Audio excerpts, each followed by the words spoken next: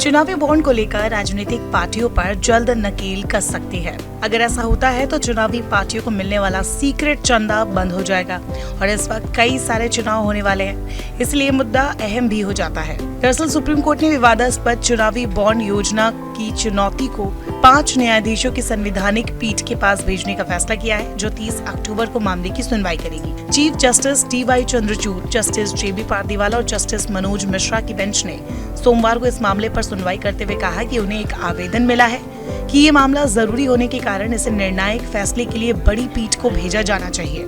पीठ ने कहा कि इस मामले पर सुनवाई 30 अक्टूबर को होगी। सुप्रीम कोर्ट में सुनवाई के दौरान एडवोकेट प्रशांत भूषण ने दलील दी कि 2024 के लोकसभा चुनाव में चुनावी बॉन्ड योजना शुरू होने से पहले इस मामले पर फैसला किए जाने की जरूरत है। उनकी दलील के बाद न्यायालय ने इसे अंतिम सुनवाई के लिए निर्धारित करने का फैसला किया था। आपको बता दें कि सुप्रीम कोर्ट में चुनावी बॉन्ड से जुड़ी कुल 4 जनहित याचिकाएं पेंडिंग है। इनमें से एक याचिकाकर्ता ने मार्च में कहा था कि चुनावी बॉन्ड के माध्यम से राजनीतिक दलों को अब तक 12,000 करोड़ रुपए का भुगतान किया गया है। 2/3 राशि एक प्रमुख राजनीतिक दल को की गई है। राजनीतिक वित्त पोषण में पारदर्शिता लाने के प्रयासों के तहत चुनावी बॉन्ड को दलों को दिए जाने वाले नकद चंदे के विकल्प के रूप में पेश किया गया है।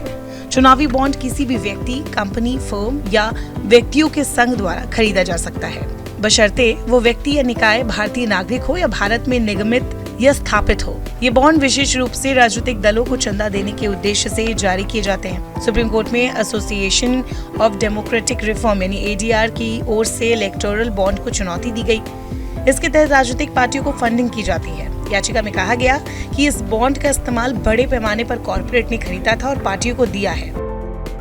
ये लोग इसके जरिए नीतिगत फैसले को प्रभावित कर सकते हैं। 27 मार्च 2019 को राजनीतिक पार्टियों को फंडिंग के लिए लाए गए इलेक्टोरल बॉन्ड के खिलाफ दाखिल याचिका पर सुनवाई के दौरान चुनाव आयोग ने सुप्रीम कोर्ट को बताया था कि इलेक्टोरल बॉन्ड के कारण राजनीतिक पार्टियों की फंडिंग की पारदर्शिता पर गंभीर प्रभाव पड़ेगा।